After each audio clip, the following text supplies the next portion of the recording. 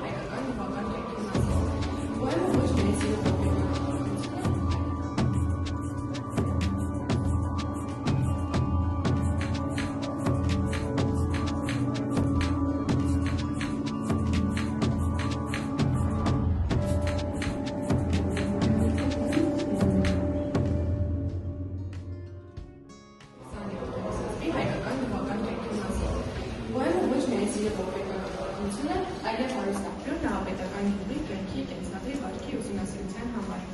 Ուրեմն նկարագրված է նավետական գյուղը, որտեղ գլխավոր դերը պատկանում է տղամարդկանց, այսինքն ընտանիքի ղեկավարներին, բնորոշ դերը ընտանիքի ներսում սահմանափակված է, սակայն նրա խոսքին ներկայացված է շատ մեծ նշանակություններ համայնքային ամենին։ Հովհաննես Թումանյանը նկարագրել է գյուղի արյան, հողագործությունը, անասնապահությունը և ավելիցի աշխատանքները գյուղացիների հիմնական զբաղմունքներն են։ Մեծ ուշադրություն է դարձված ավանդույթներին, որոնք ուղղորդում են գյուղացիներին ծնողից մինչև մարդ։ Թումանյանը ներկայացնում է գյուղացիների վերաբերմունքությանը, ներկայացնելով այն որպես զարգացման մաս, պոեմի պատկերավոր նկարագրություններում մուտքին ներկայացված է ոչ միայն որպես ֆոն, այլ որպես կերպար, որդեգրում է հերոսների լիդերը։ Օրինակ, պոեմում ակնարկման մասին թվականից են առաջացել դեպետ և գվարվերան անունները, ըստ ավանդության լորու տեքստաները, դեպետը և կերպարը արարանում են ծաղկունքի արագած աղջկան և լանում լորին, հեչում են ասես մեծ հասանքին։ Վերջ արագացին ազելի լստեր, որ Գևար դեպետ և արեստաներ, խորգործ հնատաշխարի հապցին վերին անանիք լորին։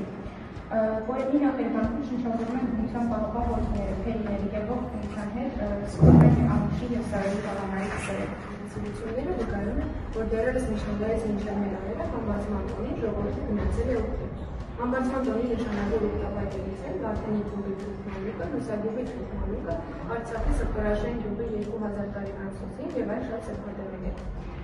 Ամենանշանավոր ուղղափայտերից է Արայելյան Անջեյի գյուղ, Կապկեվանքը, որտեղ ըստ ավանդության գտնվում է Վարդենի դրսի քարայրի Վարվարեն քրիստոնեություն դավանելու համար հալածվել է փորից և պատասխանել Արայել Լևան մի այգի մեջ։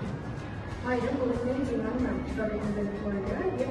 Վարվարեն նահատակվում է։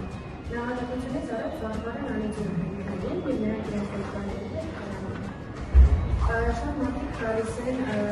Կապկեվան սրբի բարեգործությամբ տիրոջից զավակ խնդրելու։ Մեկ այլ ավանդության համաձայն ծաղիկ անունով մի աղջիկ է ապրում, որին սիրահարվում է մի հայ իշխան, աղջիկը վաղուց փախնում է և թաքնվում է Արայել Լևան մի այգի մեջ։ Ճանապարհին նա տեսնում է մի ողորմի, որին խնդրում է, որ ոչ ոքի չասի իր գտնվելու վայրը, սակայն զարեցած իշխանը հասնում է հողի և հողի վախից պաշտպանում է նրան, աղջկա ուղղելը, և աղջիկը երբ տեսնում է, որ հողի հայ իշխանը կհասնի ուղղելու դեր, պատշանում է հայրենիքյա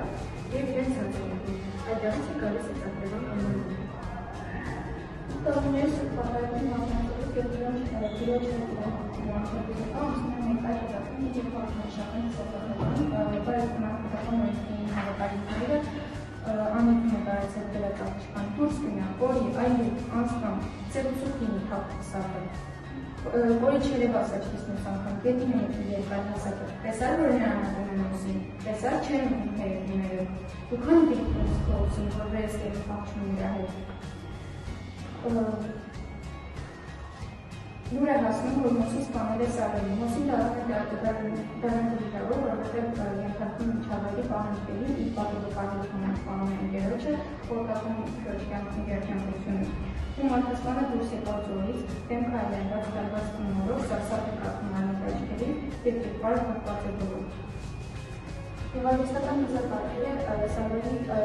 թաղման տեսանը ու բարձրանում նոր երկարը, Թումանյանը ներկայացրել է Սարերի անվան սրբատեսանը, պահպանելով սփահարակարգի բոլոր կողմերը։ Սարերի նոր կողմտեսանում դրսևորվում է բոլոր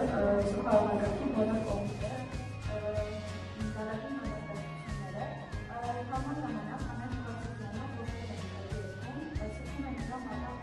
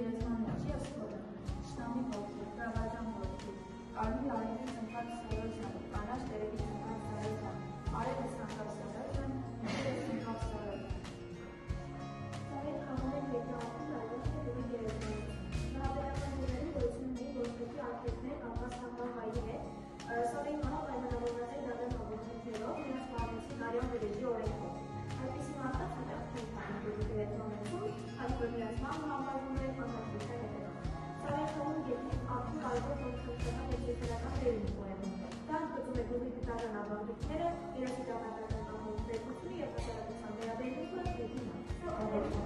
Ժամանները վաստակել։ Փոխը տարածված է եղել Լոռի և Ֆլորում և Ֆլորիում և Շիրակում, այն եղել նախնությունների, հարսանիքների, օգտագործությունների և այլ քիչ հավաքույթների անվանման մասը։ Մին հայերը տարբեր հավաքույթների ժամանակ մոտեմարտի են պահպանել, մինչ այդ բարերով հալկային երաշտության հնչյունների տակ։ Այդ կերպ նրանք նաև մոտեմարտ են պահպանել և ամեն ինչ արել, որպեսզի հավաքվածները ուրախանան։ Մոտեմարտողներն արել են ամեն ինչ, որպես թիկունքը գետնին չդպչի։ Հայի մեջքը գետնին չի կարող դիպչել, դա տղամարդուն վայր բան չէ։ Վերջին ժամանակներից ահասար է այդ ողքի իմաստը։ Ու բայից հետո հնարավորակ հացայի մեջտեղ հարկրապետական սովնաշի քչեց ողքի եղանակ, ահել գահել իրավանքան։ Հարա են տալիս, քաշի հարկաշի, դուրս քաշեցին նորով երկուսի, մինը մեր սորան, մինը նամիշի, ադամի եղբայն կամուրած մրցում։ Հատած պասակայնի մուկ ձորելով միշտ նազարդով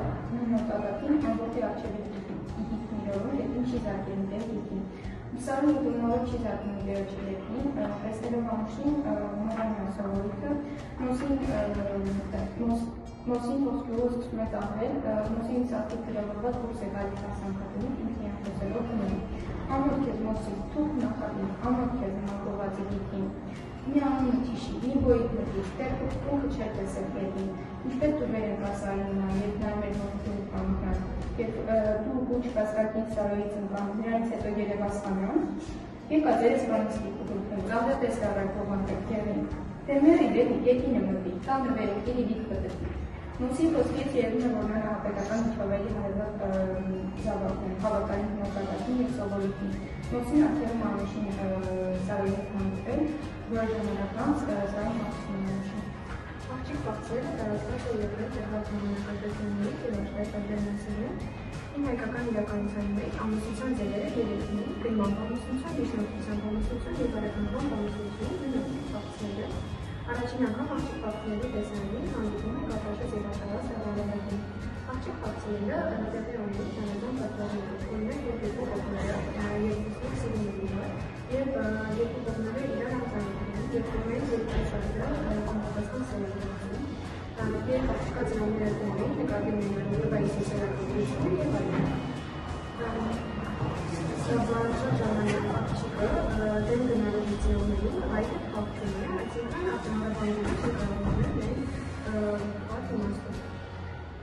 Ամբողջ միամիս սկին բզիրամբար, սարել ձորել գոտատոքվեց, ժոդալ սարային գտնելու համար, ոստարի գուչավ ամուշի թաղցվեց։ Միամիս հետո տղեկն իկանտին, հովելով նրա արարքի դատիկ, հալալ է կրնում, այ գիտություն, ահատ ինչպես կսպանեն աղջիկ։ Բայց մոսին չի վերադառնում և չում է, որ սպանում է սարելը։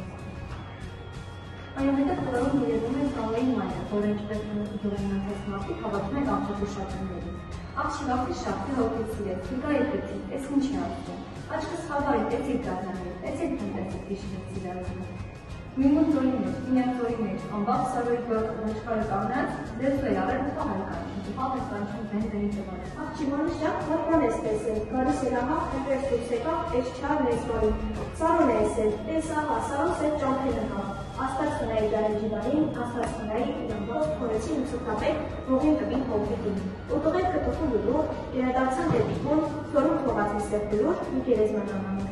Պետք է բարձրել նաև այն տարբերակը, որ խնայանը գետը օգտագործել է որպես խորհրդանիշ կյանքի և մահվան սահմանը ցույց տալու համար։ Գետը շարունակում է խորհրդանշելով կյանքի շարունակությունը, մինչդեռ սարին ափին կանգ է առել գետի եզերքին։ Գետի մոտ թաղերը ցույց է տալիս, որ սարն այսպես ասած պատկանում է բնությանը, այլ ոչ թե մարդկային կարգերին և օրենքներին։ Սարային մանից հետո ամուշ թելակատներում։ Անցոր աղբոր և ամուշի խոսակցությունները ստացել է ժողովրդական ստեղծի արտադրությամբ։ Այն կաշտաբեր խատում, ինչ կունասկացուց բողորնաց, թե կունասու վարչ կուպես, նոմտիկազարում ուտերը, թե կունասու յար կուպես կնացիք որ արջի տիկած։ Ասկապում և ամուշի ձելից, սին աղջիկ չես դարիս, ինչ այդպես մենականավոր, չես դարիս ուման անես ես ովերում ամենան, դրալիս ես վարդ ու ծուծում, այս կշանում չկաց, դրալիս ես յար դեչեցում խախանանած, մնանած, հատասնելով դարով էրպես, վետ չես դանցնում դիրի, ինչու իզու համցնում է ճայլ կրակնաչկի։ Նա ամբաղշիվնի վրա պատյուր է տաղաքյուրի, թեր գնան ասել արա, այդպես է կարդն աշխարի։ Ամուշը չի ուտենում ոնցոր աղբոր, նորսեր գտնում խորոտին և ինքան սպանում եմ, և նետելով գետը դեպը։ Հրշոշում է գետը, ուշ, ու որ դրանք է տանցվող, ու կանչում է, արի անուշ, արի տնեմ լարի վար։ Այսպիսով Թումանյանի անուշ կորելուն պատկերում է խիստ ավանդապահ միջավայր, որտեղ անհայտ ճակատագիրը ձևավորվում է հսրտակ կարծիքի ու վերավոր թիմուկի սովորողների ազդեցությամբ։ Սարո և անուշի գեղեցիկ ու պայծառ սերը օգտվում են հենց այն պատճառով, որ գյուղի ասացն օրենքներն ավելի զորյալ են, քան անհատական կարծիքներն ու անհատական երջանկությունը։